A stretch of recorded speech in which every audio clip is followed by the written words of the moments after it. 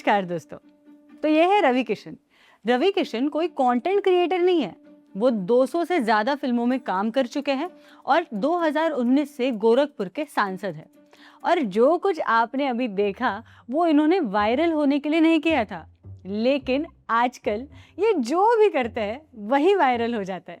जैसे कि ये देखिए, पहचान ज्यादा चाहिए थी कि पैसा? पहचान, मनी फॉलोज माय ब्रदर। एक पॉडकास्ट में उनसे पूछा गया कि आपको क्या चाहिए, पहचान या पैसा, और उन्होंने दोनों को मिलाकर बोल दिया पहचान। अब ये शब्द हिंदी में था ही नहीं, लेकिन अब है, लोगों की बातों में है, लोगों के चैट्स में है। एक आदमी के मुंह से गलती से एक शब्द निकला और वो अभी हमारी भाषा के अंदर अपना घर बनाने में कामयाब रहा। अब सोच कर देखिए ये कैसे हो जाता है। कोई प्लान नहीं, कोई कंपनी नहीं, कोई कैंपेन नहीं, बस एक बंदे की जबान फिसली, उसके मुंह से एक शब्द निकला और करोड़ों लोगों ने वो शब्द अपना लिया। और ये कोई अकेला किस्सा नहीं है। पिछले साल एक और शब्द के साथ ठीक यही हुआ था। फर्क बस इतना था कि उस शब्द पर दुनिया भर के भाषा के जानकार बैठे, उन्होंने वोट किया और उसे वर्ड ऑफ द ईयर बना दिया। उस कहानी पर हम इस वीडियो के आखिर में आएंगे। पहले ये समझना पड़ेगा कि मीम असल में काम कैसे करता है, आता कहाँ से है, फैलता कैसे है, इसके पीछे पैसा किसका लगता है, और सबसे जरूरी, जिस बंदे का मजाक बनता है उसके साथ आगे क्या होता है।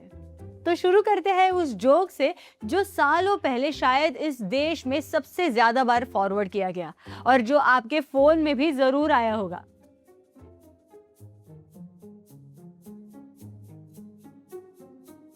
एक बार रजनीकांत ने पान थूका, आज उसे लाल किला कहते हैं। 2008 से 2012 के बीच ऐसे एसएमएस हर फोन में थे, हजारों वर्जन थे इनके। और आपको लगता होगा कि ये हमारी अपनी चीज है, हमारा अपना इन्वेंशन है, हमारे अपने जोक्स है, लेकिन ऐसा नहीं है। क्योंकि 2005 के आसपास अमेरिकी इंटरनेट फोरम्स पर एक मजेदार फॉर्मेट चल पड़ा था जिसका नाम था चक नॉरिस फैक्ट्स। अब चक नॉरिस कौन थे? एक action star, karate champion, Bruce Lee के साथ फिल्म में लड़ चुके थे, यानी असल जिंदगी में भी वो काफी टफ आदमी थे। इंटरनेट ने बस उनकी इसी इमेज को पकड़ लिया और उसे इतना बढ़ा दिया कि वो भगवान के लेवल तक पहुंच गए।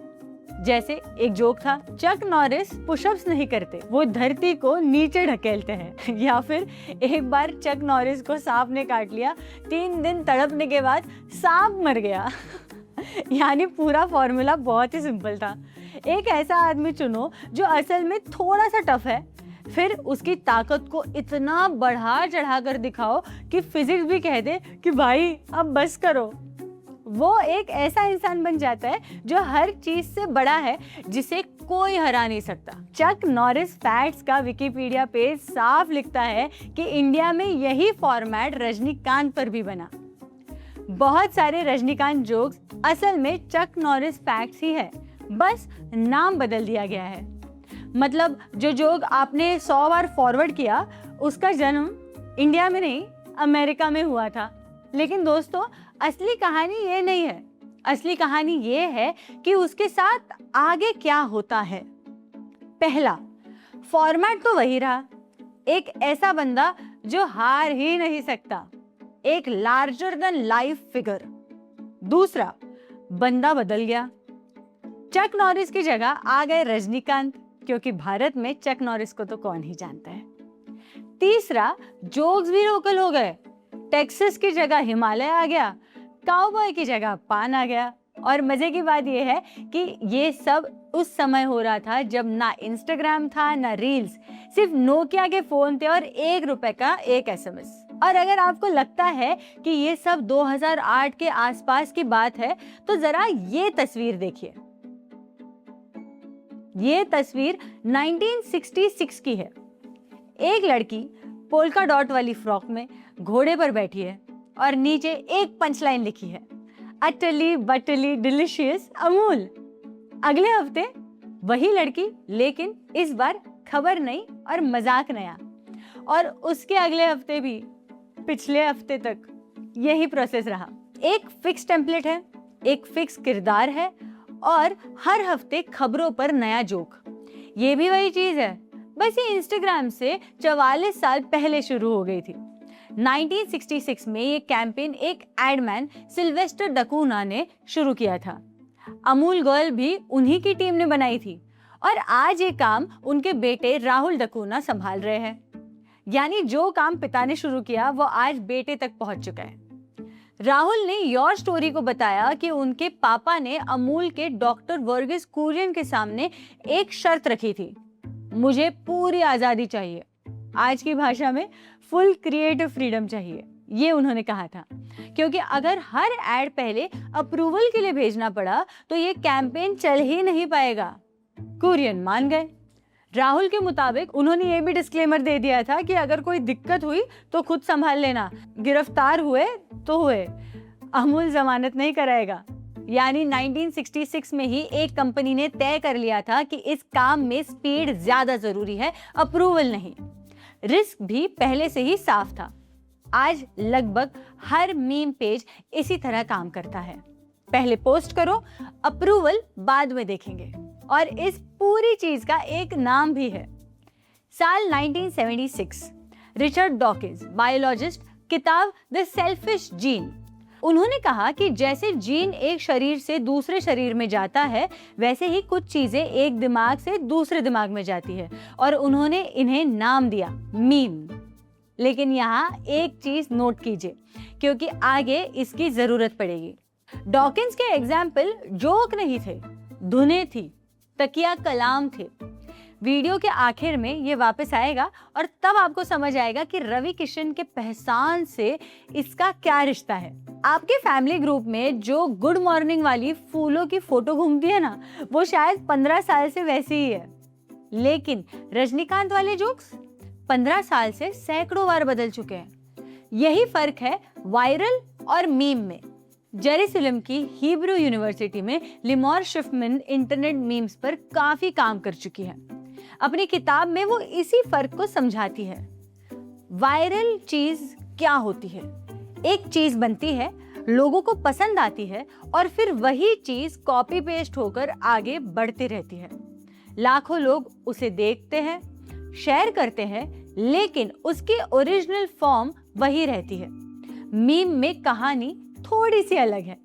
मीम सिर्फ आगे नहीं बढ़ता, रास्ते में बदलता भी है। कोई उसमें एक शब्द बदल देता है, कोई अपना जोक जोड़ देता है, कोई उसे किसी नई घटना से जोड़ देता है, कोई उसे और मजेदार बना देता है और फिर वही नया वर्जन आगे जाता है।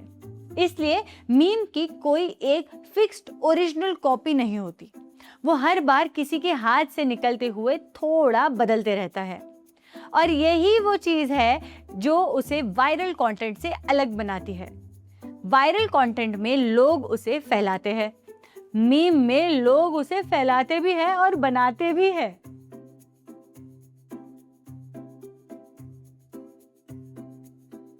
लेकिन हमारे मीम अलग क्यों हैं?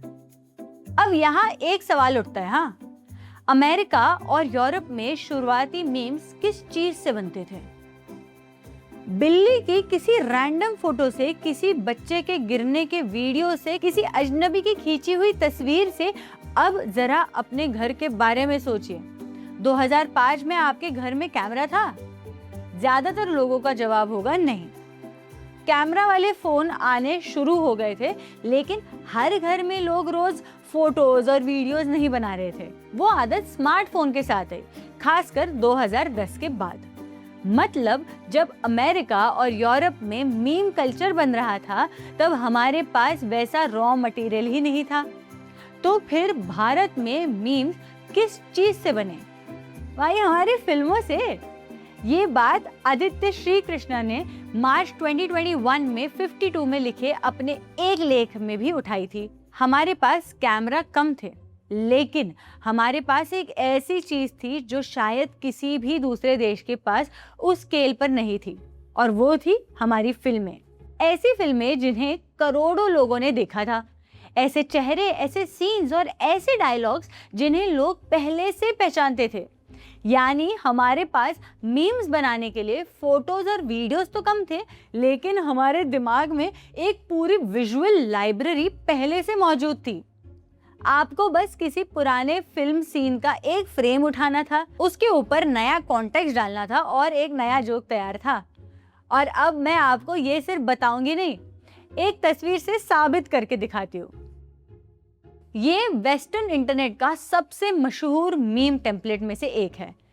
3 अजनबी खड़े हैं, आपको नहीं पता ये कौन है, कहाँ के है, या ये तस्वीर खींची ही क्यों गई है, लेकिन उससे कोई फर्क नहीं पड़ता, क्योंकि मीम के लिए आपको उस तस्वीर की कहानी जानने की जरूरत ही नहीं है। दुनिया का कोई भी इंसान इस फोटो पर अपना कॉन्टेक्स्ट डाल सकता है और उसे अपने जोक में बदल सकता है। यही इसकी ताकत है। अब आप इसे देखिए। कल मेरी साड़ी पर जूस गिरा था और मैं दोबारा नहाने गई थी। अगर आपने वो सीरियल कभी नहीं देखी तो ये बस एक गुस्से में खड़ी हुई आंटी है, लेकिन अगर आपने देखी है वो सीरियल तो सिर्फ ये चेहरा देखते ही पूरा सीन आपके दिमाग में वापस चलने लगता है। और यही फर्क है। एक तस्वीर बाहर वाले के लिए कुछ नहीं है, लेकिन जिसे उसका कॉन्टेक्स्ट पता है उसके लिए वही तस्वीर पूरी की पूरी कहानी बन जाती है।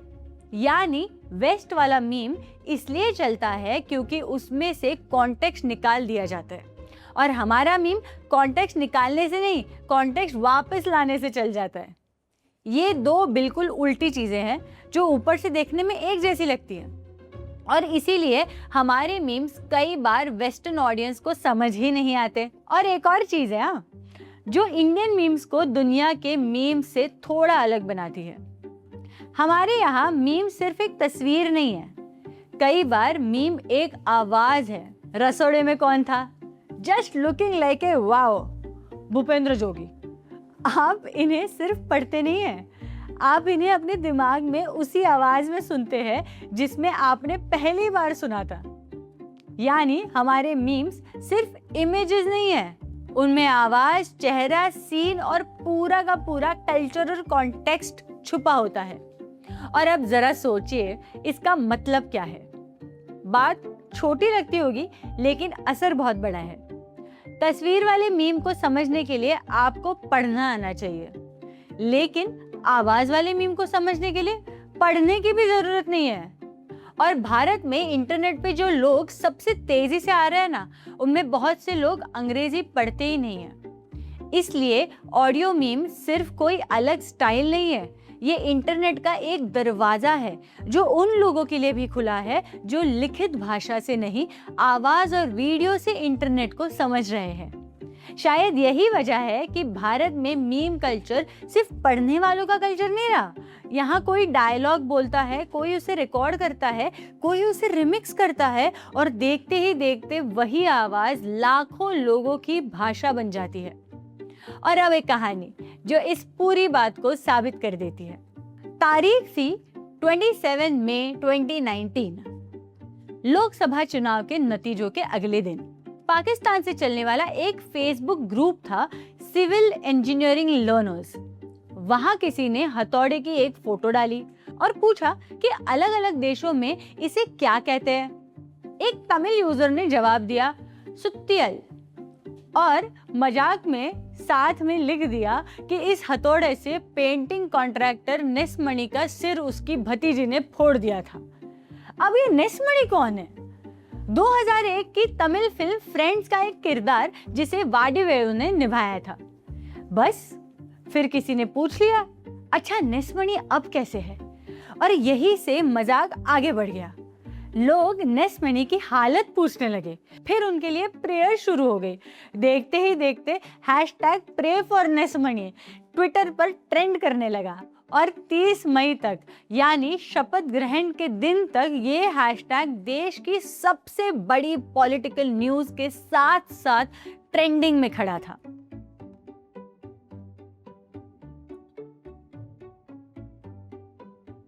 तो आखिर कोई चीज फनी होती ही क्यों है? 2010 में साइकोलॉजिकल साइंस नाम की जर्नल में पीटर मैकग्रॉ और कैलेब वॉरेन का एक पेपर छपा। उन्होंने एक थ्योरी दी जिसे कहते हैं बिनाइन वायोलेशन थ्योरी। नाम थोड़ा मुश्किल है लेकिन आइडिया बहुत आसान है। हमें कोई चीज तब फनी लग सकती है जब वो किसी रूल को तोड़े, कुछ गलत या अजीब करे, लेकिन साथ ही हमें असली नुकसान ना पहुंचा रही हो। यानी कुछ गलत भी होना चाहिए लेकिन इतना गलत नहीं कि हमें सच में बुरा लगने लगे। और यही फर्क तय करता है कि हम किसी चीज पर हंसेंगे या उससे डरेंगे, गुस्सा करेंगे या दुखी होंगे। हंसी इन दोनों के बीच कहीं पैदा होती है। कोई चीज गलत होने के बावजूद हमें चोट पहुंचाने वाली क्यों नहीं लगती? इसका जवाब एक शब्द में है, दूरी। आतिफ असलम का गाना नहीं। जितनी ज्यादा दूरी उतना आसान उस चीज पर हंसना। अगर कोई अजनबी केले के छिलके पर फिसल जाए तो शायद हमें हंसी आए, लेकिन अगर वही चीज हमारे सामने हमारे अपने भाई के साथ हो जाए और उसे चोट लग जाए तो शायद उतनी हंसी नहीं आएगी। घटना वही है, फर्क सिर्फ दूरी का है। और यही दूरी तय करती है कि कोई चीज हमें फनी लगेगी या पेनफुल। और इससे एक चीज खुलती है जो बहुत असहज है। आपने वो कमेंट्स देखे होंगे ना, क्रिंज, भाई ये क्या बना दिया। लेकिन अब एक ऐसा नंबर देखिए जो पूरी की पूरी तस्वीर बदल देता है। फिकी और EY की एक रिपोर्ट के मुताबिक, जिसे मिंट ने मई 2024 में रिपोर्ट किया था, भारत के शॉर्ट वीडियो यूजर्स में करीब 68% टियर 2 शहरों से आते हैं। भुवनेश्वर, जयपुर, कानपुर, कोटा, पटना जैसे शहर। और इन शहरों में शॉर्ट वीडियो फॉर्मेट मेट्रोज के मुकाबले लगभग 2 गुना पॉपुलर है। मतलब जिसे आप क्रिंज कह रहे हैं, उसे देखने वाले लोग आपसे कहीं ज्यादा हैं। और शायद यही असली सवाल है, वो कंटेंट आपको क्रिंज क्यों लगता है? क्योंकि यहाँ सिर्फ ह्यूमर की बात नहीं हो रही है, यहाँ एक और तरह की दूरी काम कर रही है, क्लास की दूरी। आप उस इंसान को देखकर हंस सकते हैं क्योंकि आपको लगता है कि उसकी दुनिया आपकी दुनिया से अलग है। उसके कपड़े, उसकी भाषा, उसके बोलने का तरीका, उसका एक्सेंट, उसका बैकग्राउंड आपको अनफेमिलियर लगता है। और क्योंकि आपको लगता है कि उस दुनिया का आप पर कोई असर नहीं पड़ेगा, you are too cool for it, आप उसे बाहर खड़े होकर देख सकते हैं और उस पर हंस सकते हैं।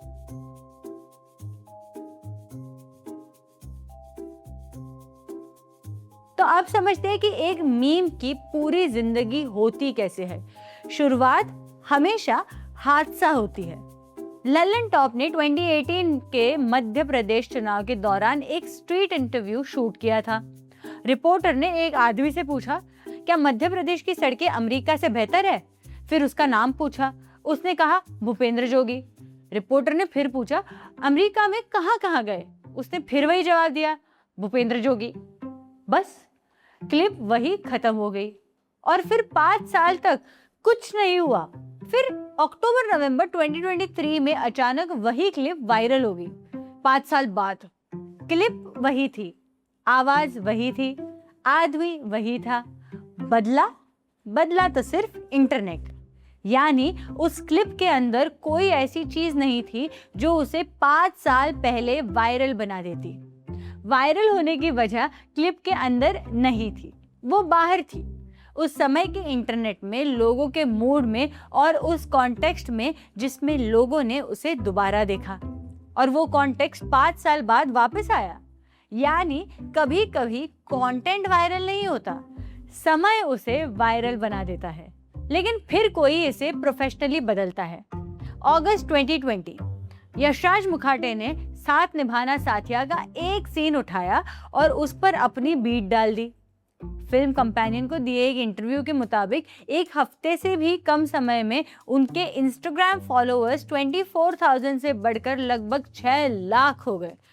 लेकिन असली बात ये नंबर्स नहीं है। असली बात यह है कि यहाँ कुछ ऐसा हुआ जो इस वीडियो के शुरुआत में बताए रूल्स के हिसाब से होना ही नहीं चाहिए था। रजनीकांत जोक्स में बदलाव रैंडम था। कोई कुछ जोड़ रहा था, कोई कुछ बदल रहा था, जो अच्छा लगा वो आगे चल रहा था। लेकिन यशराज मुखाटे रैंडम नहीं थे। वो जानबूझकर ऐसी क्लिप्स ढूंढ रहे थे जिनमें पहले से कुछ इमोशन हो, लेकिन अभी उसका कोई मीम फॉर्मेट ना बना हो। फिर वो उसमें म्यूजिक, रिदम और स्ट्रक्चर जोड़कर उसे एक नया रूप दे देते थे। यानी उन्होंने उस काम को, जो पहले इंटरनेट पर अपने आप हो रहा था, एक प्रोफेशन बना दिया। पहले लोग मीम ढूंढते थे, अब लोग मीम बना रहे थे। लेकिन अगर मीम्स बनाए जा सकते हैं तो अगला सवाल और दिलचस्प है, मीम मरता कैसे है? इसके लिए एक ऐसा एग्जाम्पल देखिए जो शायद सबसे अजीब है। 15 जुलाई 2020 स्ले पॉइंट नाम के एक चैनल ने वीडियो डाला जिसका नाम था why Indian comment section is garbage. Video के करीब 30वें सेकंड पर उन्होंने एक स्क्रीनशॉट दिखाया। एक यूजर था विनोद थारू। उसने कभी कोई वीडियो अपलोड नहीं किया था, वो बस दूसरों के वीडियोस के नीचे अपना नाम लिख देता था, विनोद, बस। और अगस्त आते आते हैशटैग विनोद ट्विटर पर ट्रेंड कर रहा था। अब जरा सोचिए, इसमें जोक है कहाँ? ना कोई पंचलाइन, ना कोई क्लेवर वर्ड प्ले, ना कोई बड़ा डायलॉग। एक आदमी ने बस कमेंट में अपना नाम लिखा था।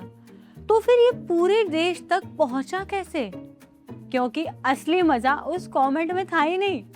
मजा इस बात में था कि पूरा इंटरनेट एक साथ एक बेवकूफ़ी कर रहा था। मीम सिर्फ एक जोक नहीं है, कई बार मीम एक सोशल एक्ट होता है, एक ऐसी चीज जिसमें मजा कंटेंट से कम और साथ मिलकर उसे करने में ज्यादा होता है। और विनोद इसका शायद सबसे साफ एग्जाम्पल है, क्योंकि उसके अंदर से जोक निकाल दीजिए फिर भी मीम चलता ही रहेगा। लेकिन अब असली सवाल है कि विनोद मरा कैसे? मुंबई पुलिस ने ट्वीट किया, विनोद को अपना पासवर्ड मत बनाना। जयपुर पुलिस ने विनोद का रोड सेफ्टी वाला फुल फॉर्म बना दिया। टिंडर ने कहा विनोद का मैच विनोदिनी से हो गया। फिर नेटफ्लिक्स और पेटीएम ने भी अपने अपने विनोद जोक्स डाल दिए और उसके बाद विनोद खत्म हो गया, क्योंकि अब मजाक लोगों का नहीं रहा था। ब्रांड्स और ऑफिशियल अकाउंट्स भी वही जोक करने लगे थे। यानी जिस चीज को लोग इंटरनेट पर मिलकर मजेदार बना रहे थे, वो अचानक इतना मेनस्ट्रीम हो गया कि मजाक का हिस्सा ही खत्म हो गया। इसलिए शायद इंडिया में मीम तब तक नहीं मरता जब तक लोग उससे बोर नहीं हो जाते। वो तब मरता है जब पुलिस का ट्विटर अकाउंट भी उस पर जोक करने लगे। आपको लगता है कि मीम्स पहले से जल्दी खत्म हो रहे हैं, मर रहे हैं? तो आप सही है। और इसे सिर्फ महसूस नहीं किया गया है, इसे मेजर भी किया गया है।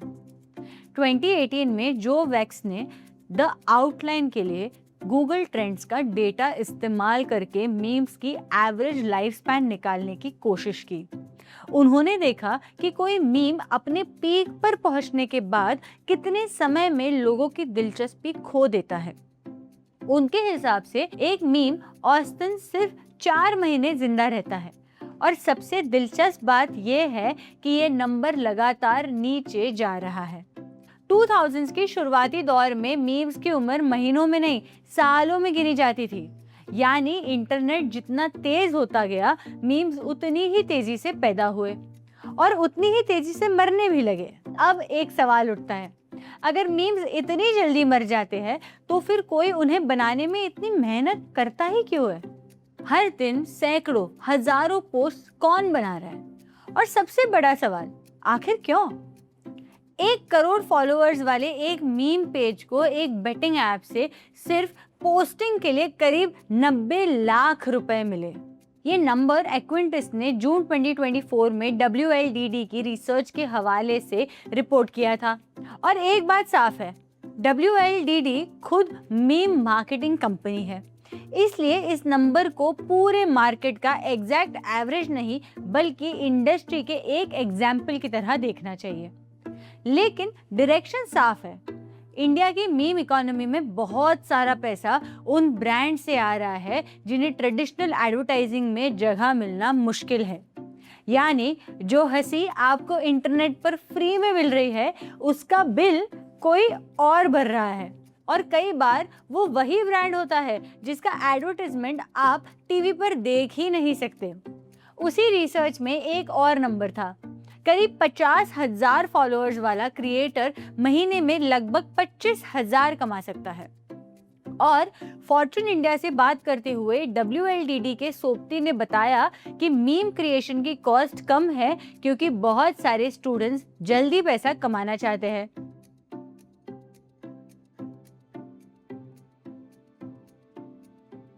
अब बात करते हैं दो बिल्कुल उल्टी दुनियाओं की। अब मैं आपको दो ऐसी चीजें दिखाती हूँ जो ऊपर से बिल्कुल एक जैसी दिखती है, एक ही मशीन की तरह काम करती है, लेकिन उनके इरादे बिल्कुल अलग है। पहली कहानी, केरल का बिना तनख्वाह वाला न्यूज रूम। जनवरी 2017 में नव्या पीके ने फैक्टर डेली के लिए केरल के दो मीम ग्रुप्स पर एक रिपोर्ट लिखी थी, ट्रोल मलयालम और इंटरनेशनल चालू यूनियन। अब इनका सिस्टम जरा समझिए, क्योंकि ये सिर्फ मीम पेजेस नहीं थे, ये अपने तरीके का एक पूरा न्यूज रूम चला रहे थे। एक ग्रुप में 26 मॉडरेटर्स थे।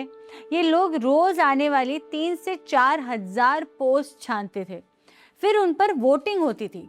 जो पोस्ट पास हो जाती वो एक दूसरे ग्रुप में जाती थी जिसका नाम था पेज फैक्ट्री।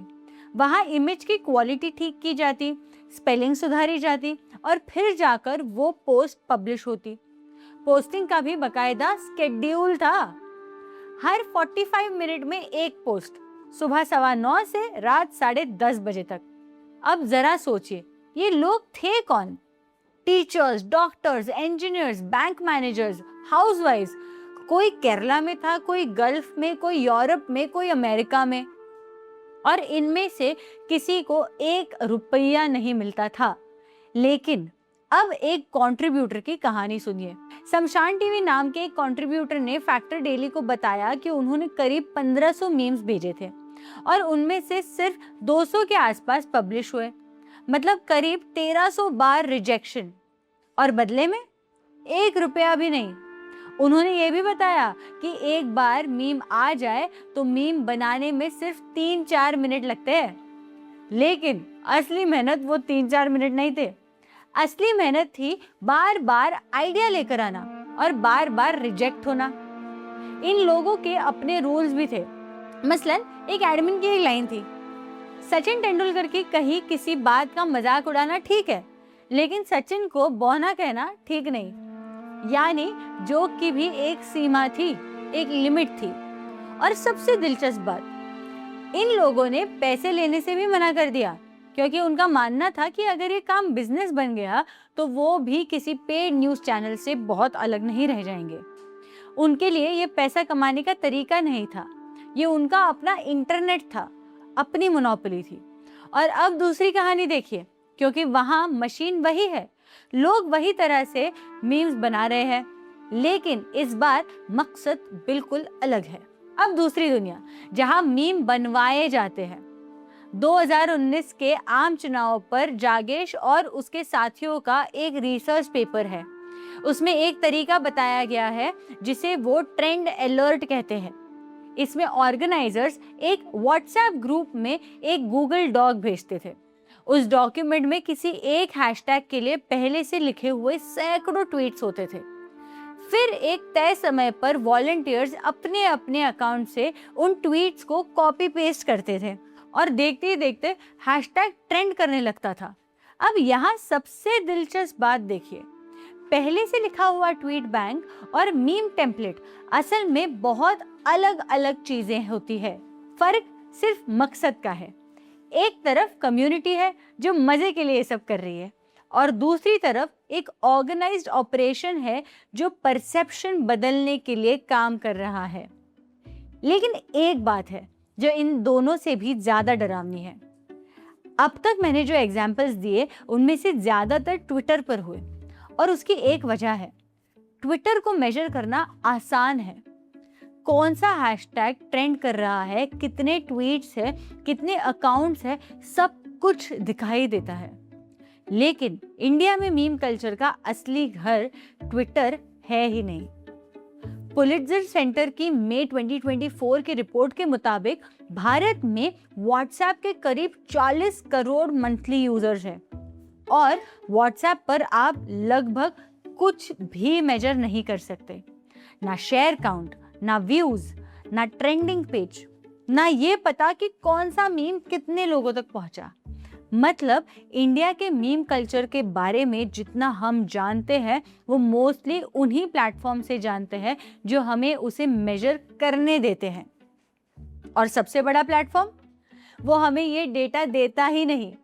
यानी इस पूरे वीडियो में जो रिसर्च आप देख रहे हैं वो मीम कल्चर के सिर्फ उसी हिस्से को देख सकती है जो दिखाई देता है। असल में क्या हो रहा है, उसका एक बहुत बड़ा हिस्सा प्राइवेट ग्रुप्स और फॉरवर्ड्स के पीछे छिपा हुआ है। इसलिए ऑनेस्टली एक बात मानना बहुत जरूरी है।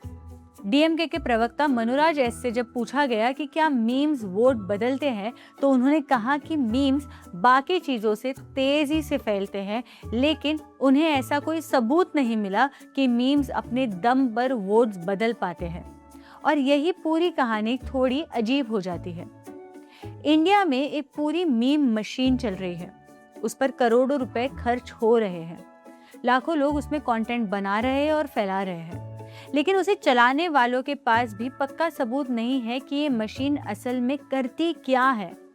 यानी हम एक ऐसी चीज पर बहुत पैसा खर्च कर रहे हैं जिसका असर हम ठीक से नाप ही नहीं सकते।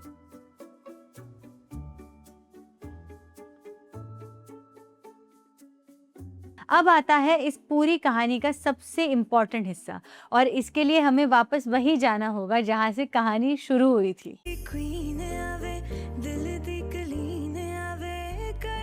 रवि किशन के साथ जो हुआ वो अच्छा हुआ, लोग उन्हें और पसंद करने लगे। लेकिन क्यों? क्योंकि उनके पास पहले से एक सॉलिड बैकग्राउंड था, 200 फिल्मों का करियर था, एक पहचान थी, एक पद था। मीम आया, उस पहचान पर बैठा और वही टिक गया। लेकिन अब उस इंसान के बारे में सोचिए जिसके पास ये सॉलिड बैकग्राउंड है ही नहीं, ना कोई पुरानी पहचान, ना कोई करियर, ना कोई ऐसी जगह जहां से लोग उसे पहले से जानते हो। उसके पास सिर्फ एक चीज है, मीम। 2009, एक रियलिटी शो, एक झगड़ा और उसका एक dialogue, how can she slap. India के सबसे मशहूर मीम्स में से एक बन गया। वाइज ने उस आदमी रवि भाटिया का जब इंटरव्यू लिया, उसने बताया कि इंडिया के सबसे वायरल मीम्स में से एक बनना उनकी जिंदगी के लिए लगभग तबाही बन गया।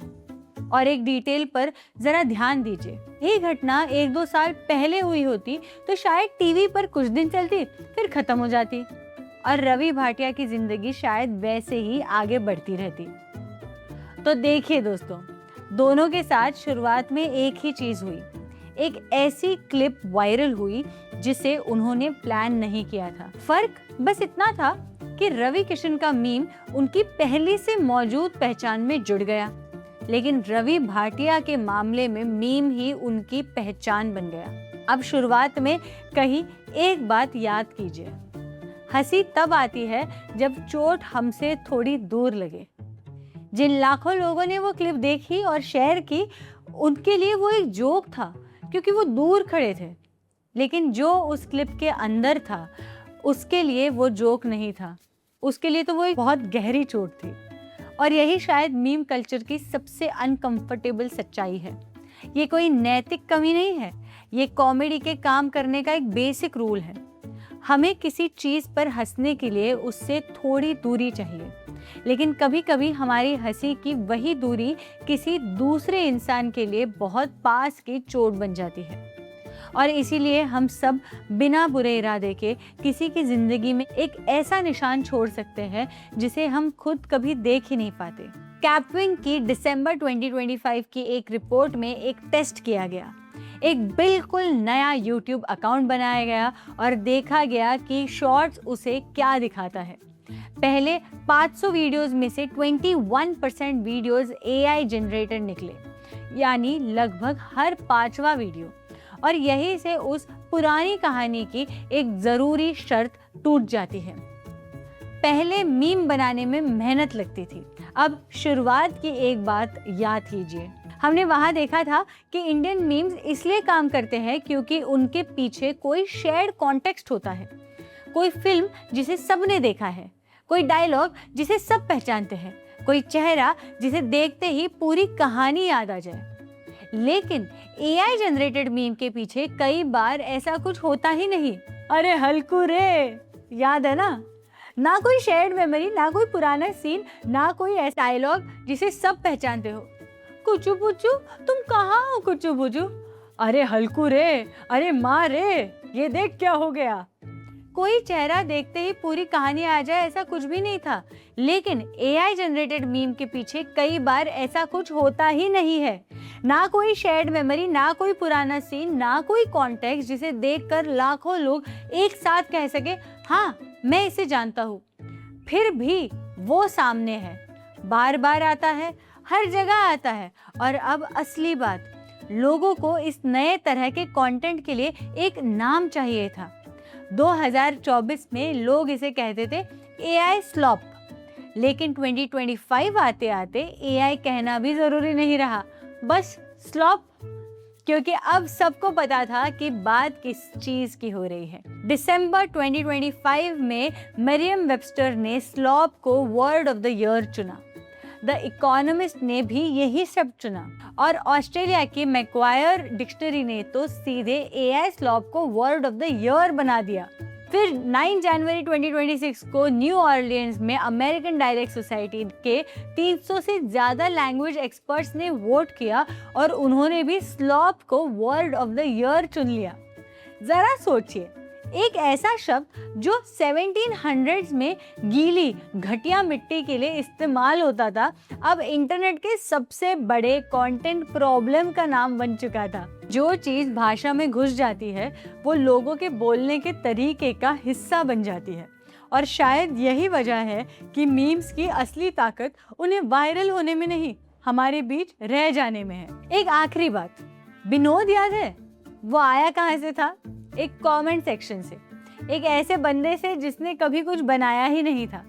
और इस वीडियो के नीचे भी एक कमेंट सेक्शन है, आप भी वहाँ कमेंट कर सकते हैं। हो सकता है वो शब्द 10 साल बाद भी जिंदा हो जाए अचानक से, जैसे भूपेंद्र जोगी हो गया था। तो करो कमेंट, मीम बनने के लिए, वायरल होने के लिए। Thank you. और हाँ, ब्रीफ को सब्सक्राइब करना मत भूलना। ऐसी और वीडियोस के साथ मिलते हैं अगले हफ्ते। Bye bye, take care and have a brief break.